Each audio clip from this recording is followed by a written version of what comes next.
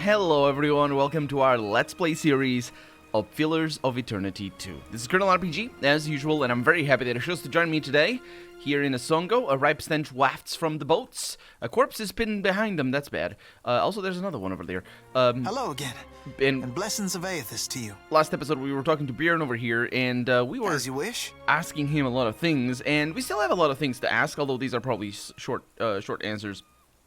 I'm not really sure if he's being completely truthful, or if he's completely honest, or completely reliable in the information he's giving us. Although he's a Neo-Thasian, and actually he's a partisan of the Lighted Path, which sounds very interesting. Who are the partisans of the Lighted Path? We began as children of the Dawn Stars, separated from each other as we questioned our purpose. Actually, wait a minute. I always Children of the Dawn Stars. That's an actual sect. The Dawn Stars were the followers of Aethys. Let's see, not to be confused with supernatural manifestations of Aethys. The Children of the Dawn Stars are Red Saren followers of Aethys who have traveled to the Deadfire archipelago as migrant workers in the decades following the Saints' War. Saints' War is not the first game, is before the first game. Lacking colonies of their own, Dawn Stars can often be found in the employ of the Valiant Trading Company or Royal Deadfire Company. So maybe that is the Dawn Stars, the Children of the Dawn Stars, and they just get abbreviated to Dawn Stars? Yeah. But then Aethys granted a vision to Gadarian Bosch. Yeah. Bosch saw an illuminated path lighting the way through a black abyss. Yeah, we heard that. And he saw Aethys marching on the path, and Aethys bade him to march alongside. And the Shining God told Gadarian Bosch to gather an army of the God's truest followers, and to prepare to lead it into battle. You'd think after getting blown up, he'd slow down on the battling. Mm-hmm. Who does Aethys intend to battle? We don't know. The end of the path hasn't been revealed to Gadarian Bosch yet, but to the faithful, shouldn't matter. How will you join Aethys when he marches beneath the sea? There'll be a great journey, but we're prepared. Gadarian Bosch knows the way. You don't. Has this Bosch shown proof of his visions? I asked this before, didn't I? Or did I want to ask it? Aethys himself has appeared in Deadfire in the form Gadarian Bosch foretold. That's more proof than any of his faithful could ever ask. What fortune to be given this opportunity, to know our God in the living world. Adair, did you get what you needed here? He nods, tight-lipped. We can go. Okay. Farewell. Well, that's that, really. I recorded, Ooh, Zuhira. Yeah, I recorded the last episode, a couple of days ago. And this is where I would normally go back and check to see if I had seen those dialogues, and then I would restart recording the episode. Let's not do that. I usually do that, actually.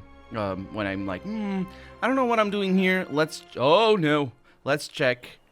This is not a bug. This is not a bug. This is on purpose. I can take them on. Oh, I can take them on. Okay, there's a Crookspur captain over there, but that's not one of our objectives. We need to go over there, don't we? Where did we come from? The north? The abandoned village? Or could we just not go there? Let's see. That has been a while since I've been there. Okay. This is gonna be interesting. Let's save the game. Can I save the game? I can. Okay. Let's go after the slavers. Oh, they're after us. Asongo is a mound of wreckage on the horizon when you see a dozen junks sailing towards you. Even at this distance, you can tell they are making good speed. One of the ships pulls up alongside yours, and a well-dressed Aomawa man approaches the edge of the deck. You recognize Atsura, the Grand Secretary of Royal Deadfire Company. Timely of you to show up, boss. I was just scribbling down my daily report. Maya folds her arms and nods across the gap. I'm afraid it will have to wait until I return to the Brass Citadel. He nods at Maya. It is good to see you again. I see you continue to leave your mark.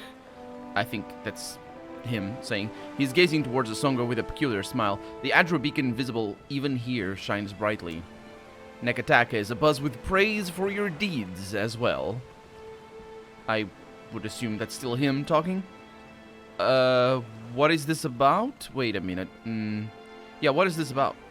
I want to extend the thanks of the Royal Deadfire Company for what you've done here, he says. He raises one hand towards the Adra beacon. You've restored a valuable asset.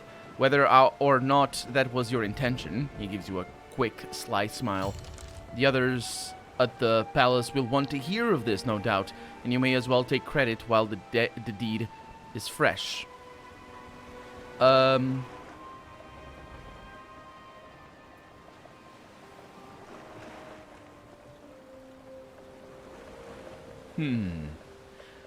I'm curious to see if he's gonna do anything with this information. I'm gonna tell him I need to reach the Ashen Maw in Magran's Teeth. It's as though a cold wind has blown over the deck. At the mention of Magran's Teeth, the Rawatayan sailors stare at you in shock and horror. Those who are not frozen with their mouths agape are whispering fearfully amongst themselves. Atsuda silences them with an unreadable glare. He turns back to you with a brittle smile that does not reach his eyes. Forgive my compatriots. Magran's Teeth is a volcanic chain along the northeastern edge of Deadfire. It's also among the most treacherous places in the archipelago. He casts a glance back at the anxious sailors. The waters around it are patrolled by giants said to be born of Magran's own volcanoes. Even our well-armed ships do not venture there. He tilts his head in apology. But I suspect Queen Onikaza could direct you to Ashen's Maw. If you are set on going there, all the more reason to visit her palace. He smiles cryptically. Go to Serpent's Crown in Ekataka, and later come and see me at the Brass Citadel. We can discuss your progress with issues of mutual interest there, he nods. At any rate, I have much to attend to, and it seems you do as well. Clear skies, Captain Penumbra. Atsuda nods at his crew, as his crew makes ready to sail once more. Interesting that they weren't trying to kill me. Speaking of trying to kill me, hello, attack. We could trade? Oh yeah, we could trade. Okay, so what are we gonna do? We're gonna enter combat here, and we're very far away, so I'm just gonna go full speed ahead, 17 meters. There's some cannon fire. Both of them missed, so I'm gonna go more full speed ahead, more full speed ahead, and another bout, and I think now we're turning. Turn to port. Right? Yeah. There we go. And they're reloading, so they're gonna shoot. And that's gonna be on our broadside. Takes hull damage. Should be okay. So, fire starboard cannons. 75%. Sounds good to me. Let's do grape shot. That's for enemy ship's sails and has low chance of above deck crew. Grape shot. Enemy ship above deck crew and has a low chance of dealing sail damage. Let's go with it. And okay, 2 above deck crew are gone. That sounds good to me. We're just gonna hold position. Hold position again. Hold position. They're firing. Should have not done that. That's above deck crew damage, but that doesn't matter. Let's fire again. Some more grape shot. Let's see what that results in, and that's pretty good. Okay. So that means that they're resting and whatnot. So I'm gonna turn starboard and full speed ahead. And can I board? I can't board immediately. Prepare to board. Let's do this. Okay. Yeah, that didn't go too well. I should have braced. I'm not sure if it would have done anything. The problem is taking crew damage is just a pain. We are going to Nekataka pretty soon, or right now, so yeah, we're gonna heal automatically, but, well, not automatically, but we're gonna heal anyway. So here they are. Okay, sounds good to me, and I'm gonna move you all over here. Need to be careful that some of us are very, very injured. We got people up here. What are you doing? Hi, okay, that works. There's people over there. Let's do that, and that's pretty good. Yes? How are you doing? Doing very well. Let's do that one over there. And that's a lot of kills over there. Now they're all burning, and that's the captain over there. I think everything is going relatively well. We can just jump over a board, which is just something I noticed just now. And that guy's done for days. And killed. No, it's done. what do we get? A slaver's grimoire. And what else? Just some other stuff.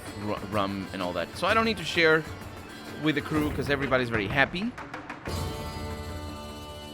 Which is sort of a surprise, to be honest.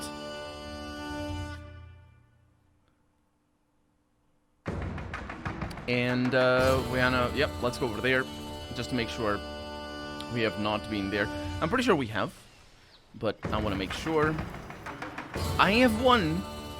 It's fine. Okay, I only have one injury, which is nice. The farming fields surrounding this village are barren and sun-baked. Its small orchard of koiki trees is dry, their fruits shriveled like raisins. As you approach the village, you find it empty, a fine dust having long settled on every surface. And I get mother of pearl, rice, palm stone. A colorful parrot alights on the railing of your ship. A missive bound to its leg bears the sigil of the Kahanga tribe. Let's read. Captain Penumbra, it reads. This is from Queen Anikaza. It would be my honor to host the savior of Asongo at the Kahanga Palace. Nekataka is a city for Huana and outsiders alike, and there's no shortage of work for Kith, who are determined to be as useful as you. Should you have the stamina for a good climb, the palace atop Serpent's Crown could be your second home. Think on it. That sounds like an interesting invitation. Although I'm more interested in being able to discuss the caste situation. Not really the caste situation, although that is the immediate systemic problem that Nekataka has or the Huana have. Let's see, so we need to go over there. It's gonna be a little bit of a journey, but off we go. Also another thing, I need to look over here. Yeah, so who is injured? You are injured, and you're the navigator. Do we have any navigators around here? We don't have a navigator over here. So Alevd is gonna be the navigator. That's gonna be terrible. I'm sure we're all gonna die. Well, we'll figure it out. So, over there we go. Are we slow because of it? Sort of looks like it a little bit. Not really sure. Either way, yeah, what I really wanted... Oh. You blink and find yourself standing in the knee-high grass of an endless field, with the day just falling into dusk. The grass still holds the warmth of late afternoon sunlight, but a chill breeze blows at your back, raising goose flesh down your arms. The chirr and trill of nightjars rises with the wind. In the inky bruise of the sky, stars ignite by the ones and twos. The tolling of a single bell joins the chorus of birdsong. Then another. The sound surrounds you. Every stalk of grass bears a delicate silver bell on its end, bobbing in the wind. The chill breeze becomes a howling gale, and the tide of ringing bells sweeps you off your feet. It carries you like flotsam through the sea of grass. Then, the earth falls away. The wind ceases, and you are sent tumbling up into the dark of the sky. Watcher. The voice of the Pallid Knight shakes the earth at your feet. You have returned to Bereth's realm. Your soul once more called to attend the wishes of the god of death. Oh, she makes it sound so big and important, and my character is just gonna say this shit again. I am gonna say that. Let's see the other ones. You know, I'm starting to look forward to these chats. Maybe try a door next time. Yeah. You can't be certain, but you think you might see the barest hint of a smile tugging at the edges of the Pallid Knight's lips. Once again, you have spoken with the Child of Light. Tell me what you have learned. The Child of Light. That is such an interesting way of referring to Elthas. Specifically because he's a god. But that might hint at either the original person, or their history, or it might hint at the creation of Elthas. Yeah, he's still smashing his way through the Deadfire, destroying everything in sight. My patience is not infinite, and your soul is but one breath in a hurricane that I control. She closes the gap between you in a blink. This near, you realize the god of death has a smell. Like dust and ozone. Petrichor and cold, cold steel. How would you know the smell of ozone? Alchemists probably can make ozone. I guess. Yeah, I suppose it's possible to know the... I don't know what Petrichor is. That sounds like a badass thing. Sounds like a badass name. My name is Petrichor. Actually, if you were gonna mispronounce it, it's not as badass. But so that, yeah. You won't kill me. You need me. You may be the Watcher of Cadnua, the Hound of Aethys, the Herald of Barath, but you are still a mortal woman. Every time you defy me, I grow further inclined to disassemble your soul and scatter your essence to the farthest corners of the beyond once the task I have assigned you is complete. Let me remember to do that to your soul once I'm done with you. So have a care, Watcher. Yeah. He makes for Magron's teeth. Intriguing. No. The Pallid Knight stares past you, pensive. We don't have any information. Well, it's intriguing for her. Not for me, though, because we don't have information as to what it is. And actually, we do... Wait a minute. I'm being foolish here. As I'm ought to do. Magron. Oh, he's going for vengeance. Yeah, I didn't connect it. Why is he going for Magron's teeth? For vengeance. Magron killed him. And Woodica. And Whale, I believe, was it as well? There were 3 gods, I'm pretty sure. There's another one, but I always forget the third one because it's just sort of a passing reference in the first game. A few passing references. But it's... Yeah. He's going for... I guess he would go for vengeance. Really interesting. It's really interesting that he wouldn't go for Barath. Because Barath... I don't know. It's interesting because it was the followers of Barath that hunted down the Euthasians, but I don't get the impression that Elthas really cares about his followers. Just saying. Yeah, so he doesn't really care. Anyway. While attend. Tell me what your many eyes perceive. Her words ring out, and a heavy silence descends. In the silence breaks the murmur of countless voices. They speak all at once in languages both known and unknown to you. I don't think these are all WoW. I said whale. I keep saying whale a lot. I think maybe they are. That's really interesting, all the faces. In the space beside Barath, an eye blinks open, followed fast by several more. No, that is WoW over there. So this would be Abaddon, and that would be Helia. No, Ondra, Helia. Who's Helia? Is that Helia over there? I don't know. Magron is not here. At least I wouldn't think so. Could be that. I don't know. They are round, keen eyes of Kith, the slit eyes of snakes, the small, dark marbles of birds, the bulbous lanterns of deep-sea fish. Here we are. A figure walks through the cloud of eyes as one might step through a door. It is an Orlan, then a pale elf, an ocean human, a Naga. Each of them eyeless. They are Wal. This is the first interesting thing to happen in ages, and we do so love a riddle. The figure wears an Amawa's grin, and the many voices beneath its own titter.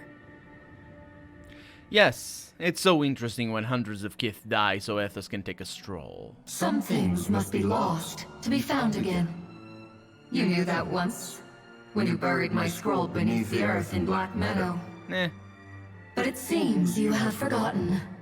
Well, they are the god of forgotten things. I mix them up with the other god, the god of tricksters, because they have similar names, I think, or they just show up so very rarely. This was just the sidest of quests. the burying a scroll. It's an interesting quest because it's the only real place where you deal with Wal, and yeah, and yeah, they're a very interesting god for sure. We have read the book of your life, Watcher. It is heavy with the weight of your choices, and its pages are not unmarred by the blood of others. You reap, but on a smaller scale. No, I don't actually. Did I? I didn't. No, it's all self-defense, so it's 0 kills. I literally have 0 kills. 0 kills, it's all in self-defense. We see between the strings of the world, and Eothas is there, strumming them like a lute. His tongue is still, yet he sings of a coming joy. What tune he plays, we do not know. It is complex, ever-shifting. One moment vibrating in harmony, the next in discord. A man strides through the door to Bereth's realm. That's the god of the hunt. Behind him lope wolves with lolling tongues, and jungle cats whose long tails twitch with every step. Galawain, the changeling, arrives, and he brings with him the wild heart of Eora's untamed places. Fast on Galawain's heels, a small wave of seawater washes across the tiles. It pours off the edge of the platform and cascades down into the beyond. From out of the water rears a glowing lure, then the head of a gigantic fish. The round black eyes of Andra roll to meet yours. My gift-bearers bring to me that which Kith most want to forget.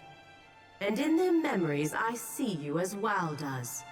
You are the one who leaves chaos in her wake. They kept her voice actress, but I think they changed Wal's voice in general. I don't remember Wal having such a weird voice. I remember them having a very, like, sort of heavy effects, but not with so many people talking at the same time. I think there's like 3 people in there, at least.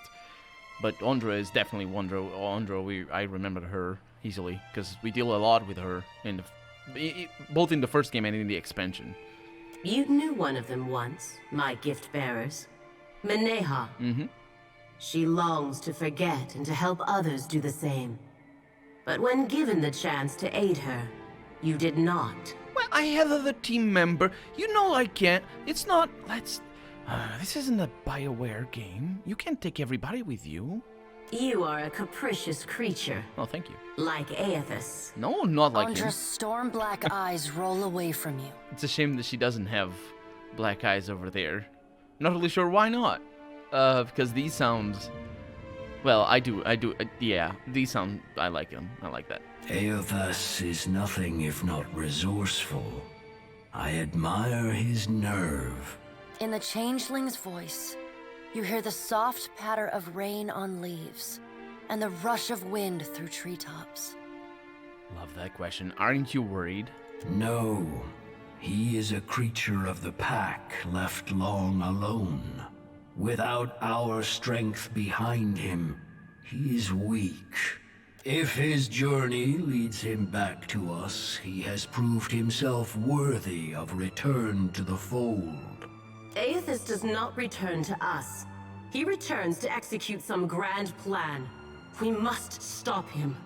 Andra's voice rises like a tide, panic riding its crest. It's important to note that Andra was the one that was trying to stop Abaddon's plan. No, it was the other way around. Abaddon was the one who stopped her plan. I think. So, yeah, there's a thematic continuation there for her, but I think it's swapped around. But she's right. I think she's right. Not that I agree with her. I think above all, it's pretty obvious that this little merry group of super powerful otherworldly creatures, they are... I was gonna say unworthy, but it's not that they're unworthy. It's that they don't have they shouldn't have the right. Besides the way they became gods, besides that, there's also the fact that they have so much power to begin with, and it's not warranted. So we're dealing with sort of, Cthulhu-like gods over here, in the sense of just their unimaginable and grandiose power that surpasses human understanding. Maybe not so much as Cthulhu, though. But yeah, I hesitate to do the analogy because of how Andra looks. But still. The doors lining the walls of Bereth's realm slam open in unison. Warped pieces of ancient armor and the remnants of discarded weapons roar through the doorways. They meet in the center of the room, in a shower of sparks, and form the vague figure of a man. Finally, a blacksmith's sledge hurtles past your shoulder, and the figure snatches it from the air. A man made half of metal and half of ruined skin stands before you. The rounded metal of a well-worn shield makes up most of his skull, his right eye socket, and jaw. His mouth is pulled forever into a half grimace. If Eothas has something foolish planned, perhaps we can turn him from that path and set him down a more productive one. Abaddon's words crash and screech together, like long steel gears forced to movement for the first time in centuries. Abaddon speaks with a child's naivety. I'm gonna say nothing here. He violates not their realms, but mine. I feel his urgency in every stamp of his feet along my spine. I will send tsunamis to slow him, if Mogren would stir the earth beneath Mogren's teeth. The water at your feet recedes. Lava oozes up through the shallow water, and a woman made from the guts of the earth emerges. She settles her characteristic broadsword on her shoulder and sighs a cloud of smoke and ash. That's not a broadsword. Mogren returns. In the age when our steps carved valleys across the face of Eora, our bodies were impervious to all but the strongest attacks. I doubt fire and water will be enough to stop him. But I will bear down upon Eothas with all the heat and fury of the earth. If I must. Thousands of Kith will die. The death of thousands now could prevent the death of millions later. It could, but not this episode, because we're out of time for the day. So for right now, I'm Colonel RPG, and this has been Pillars of Eternity 2. I really hope you've enjoyed it, and if you did, go ahead and leave a comment. Like the video if you want to see the next episode come out sooner rather than later. But above all, as always, thank you so much for watching, and I hope I'll see you next episode. Bye-bye.